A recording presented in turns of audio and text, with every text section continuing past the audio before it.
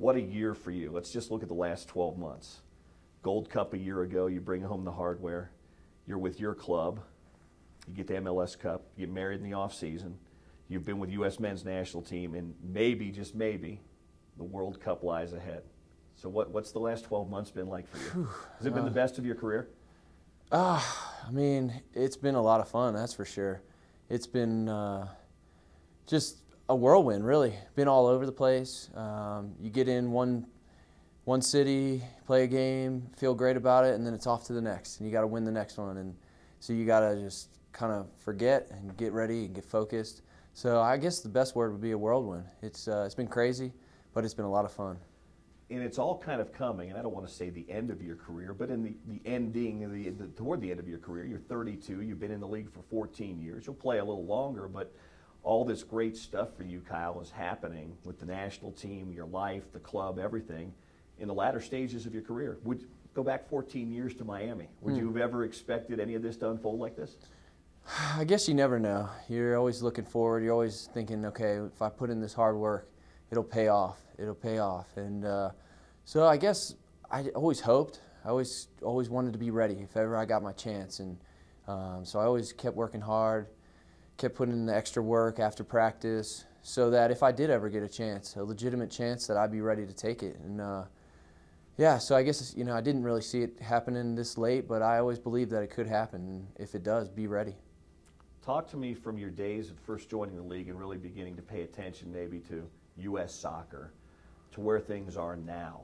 What's the evolution of the U.S. men's national team been like? You've been part of it, 35 caps, I think, in your career now.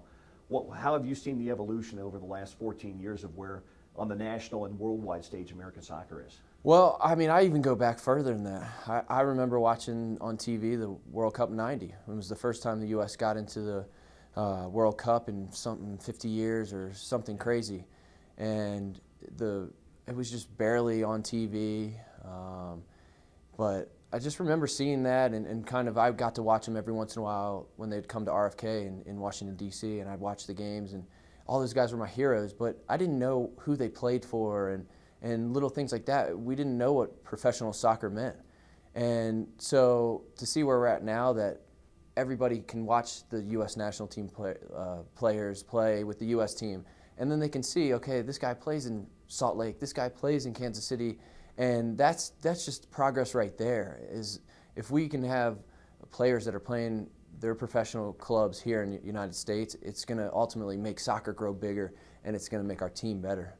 And so it's just leaps and bounds. I mean, since I've been a part of the national team, the off-the-field stuff has gotten just way up there. I mean, the food we're eating, we have a nutritionist that travels with us. Everything about it off the field is just it's stepped up a level, and then on the field we're trying. We're going to continue to work hard and keep pushing to see where we can, you know, get up with the big teams around the world and go toe to toe with them. Do you feel like, I mean, you've been in these competitions, do you feel like the men's national team's to a point now where you can compete, where you go into a match and say, we can compete with these guys? Maybe not get the win every time, but do you feel like when you step on the field with the best in the world that this country can compete? Absolutely, I think so. I mean, we're at this point now where we've gotten some we've gotten some wins over some of these big teams, and we were starting to now get to the point where they're starting to respect us a little more. And I think years past, that 90 World Cup we were talking about, 94, we're just looking at, you know, we're kind of, hey, if we can get out of the group and this and that. And now we're talking about being in one of the toughest groups in the tournament. And we're talking, yeah, we can get out of this thing. It's going to be tough, we know that. But, you know, you got to play the game. I don't care who you got on your team on paper. But when you get on the field, that's when it's going to tell the truth, see what happens. And in the game of soccer, as all of us know, anything can happen. When the draw was unveiled, your attention may have been a little distracted. You were at MLS Cup last year, but I know you had an eye on it. When you saw the draw for the United States, what was your first reaction? Wow.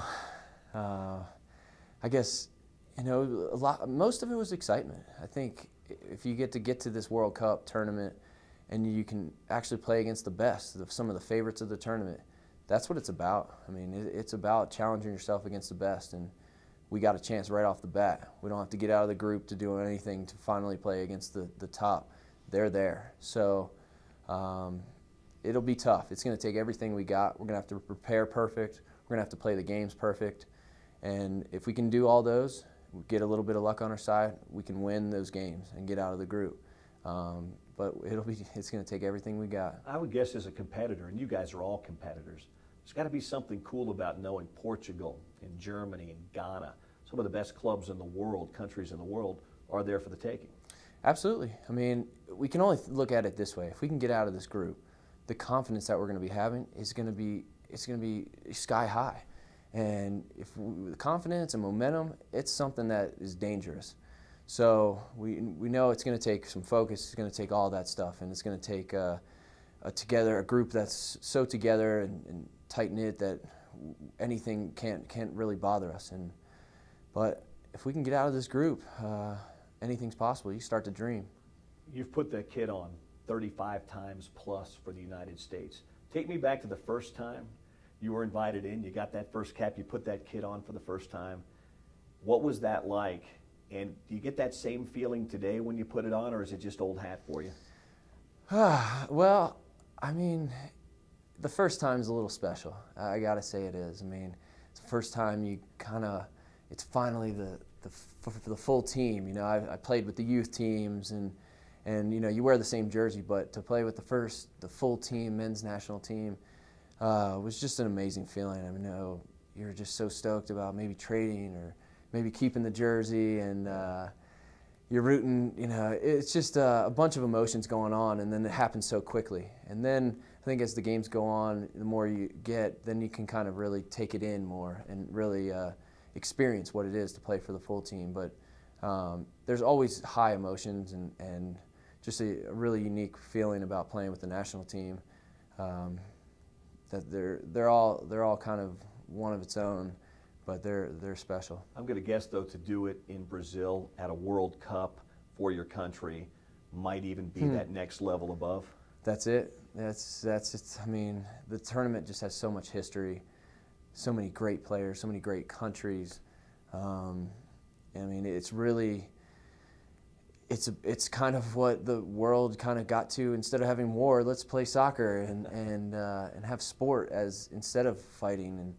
And there's just so much great about this tournament, and to be a part of it with the U.S. team would be just dream come true. You and I have talked about this before, but I think people would be curious. Do you do anything special when you're in a World Cup camp or a men's national team camp, or even during the season? Are you doing anything special to prepare yourself to try to make that team or to be part of that team? Or is soccer soccer, whether you're with Real Salt Lake, whether you're training in a match or wherever, is soccer soccer? Well, a big thing that Jurgen Klinsmann has been about is, you know, it's got to be all the time. This not just when you're in the national team, you're going to focus really hard because you're in the national team. For me, it's always been focused, either national team or whatever. I'm trying to get better every day. I want to help my team win. I'm trying to improve myself individually. And one of the key things that Jurgen is all about is making sure you're being a top pro 365 days a year, and that's with your club team, because really we're not with the national team that much. Right. I mean, the Gold Cup and a World Cup, this is going to be the longest you'll be with the team at one time. Usually it's a week here, 3 days there. So it's all about, you got to prepare yourself every day, whether it's Real Salt Lake or World Cup or a friendly. It's got to be the same way. The minute you drop off, there's somebody else that's trying to take your spot, trying to work harder than you are. So that's my mindset going in every day, and it's got to be that way for me to succeed. You played for a lot of coaches over your career, some characters, some wild guys, some pretty down-to-business guys, national clubs, club teams. I think people don't really know Jurgen Klinsmann. He's this superstar from Germany. He coached the German national team in a World Cup, yet he's lived in America for so very long. We get glimpses of him. What's he like? You've been in a lot of camps. He seems to like you because he keeps calling you back. Yeah, I mean, he's just super positive. All it's about is being a good pro, being positive, taking care of your body. And that kind of attitude, it's just contagious to everyone. And he's been a pleasure to play for. I mean, the respect you have for him right off the bat is just there. I mean, I remember watching him as a player, and he was unbelievable, scoring goals, you know, overhead kicks, and you name it, he scored it. I mean, and he won a World Cup. He's been there. He's been the elite of the elite. So automatically, whatever he says, you know it's got some clout to it. And so, I mean, he's constantly trying to get us to get better. He's trying to give us everything possible. He's lifting every rock to see which way we can get an advantage. Any way to make us better and to help us succeed individually and as a team, he's trying to do.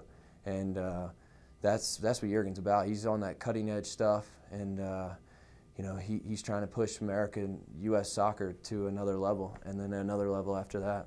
How cool might it be to be able to go through this whole experience with one of your best friends and teammates in Nick Romano? It'd be great. I mean, we've been talking about it for a long time, and this is just some games where we get called in and be like, sweet, you know, like, we're going to Mexico in Azteca. This will be great. Like, you're going, right? Yeah. And I mean, it's been such a fun ride with him, and you know, he's there supporting me. I'm there supporting him, and we just got, you know, we know each other now. I mean, I know what he's going to order for breakfast. And you know, it's just like that. You know, we're together. We're supporting, best friends, and so if we get to do this, I mean, this will be unbelievable. A lot's been made of your relationship with Michael Bradley. When you guys have played together with the national team, people have loved to see that Beckerman-Bradley relationship. What's that like, and how do you kind of see, if that name is called, your fit with this team going to Brazil? Yeah, I mean, for me, I've always said I'd love to play with him. I mean, I've really played with him maybe 3 or 4 times, and I've played maybe 20 or so times with the U.S. team with Klinsmann. So I just, you know, I want to play with the best, and I think when we all play with the best, the team's going to be better. But I'm ready to go wherever, you know, and I got to be a team player. I got to be a positive person for whatever comes my way. You know, if that's starting, you know, be ready to rock. And if I'm coming off the bench, it's not to be pouting and be a negative person about not starting. It's about to be a positive person, make sure you're ready if your number's called. And you know, sometimes it's not going to go your way. You're not going to get on the field. But how do you react? Are you bringing a positive thing to the team, or are you bringing a negative thing? So I just got to be ready for all those. But I mean, with Michael, he's a great player, and I look forward to playing with him. As we kind of wind it down here, you know, you'll be gone for maybe a month and a half. That call comes. When you're away like that, do you feel like not only you're representing the United States, but maybe representing Salt Lake City and Real Salt Lake a little bit as well when you're with the team? Oh, absolutely. I mean, I feel like I'm not only representing Salt Lake, our club, our state, I'm representing all the people I grew up playing with. I'm representing my parents. I'm representing all my friends that are all around, that are all the guys I played with, that I didn't play with, that just kind of supported me. I'm representing them, all of them, and it's pretty cool because they're kind of living through me, and they're super excited for me and what's going on, and so just to make them proud is just a great feeling to be able to do that. And so hopefully we'll get down to Brazil and we'll all be cheering and rocking and rolling.